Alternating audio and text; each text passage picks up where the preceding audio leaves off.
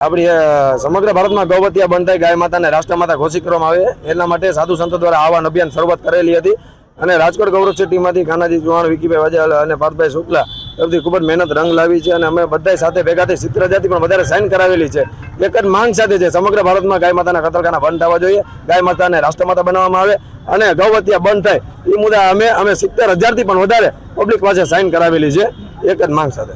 એના માટે જ અમે સ્પેશિયલ જનતા પાસેથી સાઇન કરાવેલ અભિયાન અત્યારે શરૂઆત કરેલી હતી કે ગાય માતા રાષ્ટ્રમાતા થાય એના માટે જનતા પાસેથી સ્પેશિયલ સાઇન અભિયાન કરાવી 70,000થી પણ વધારે અમે સાઇન અભિયાન કરાવેલી છે। આમાં સમગ્ર રાજકોટ જિલ્લાના 10 તાલુકાના લોકો આપણી સાથે જોડાયેલા છે। આપણે ગૌ રક્ષા માટે કરી છે, રાજકોટમાં ગાય માતાની રક્ષા કરી છે। આપણે સમગ્ર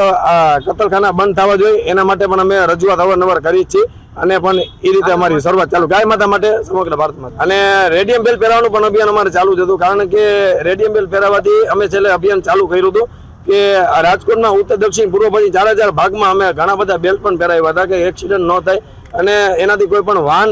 આવતો હોય લાઇટ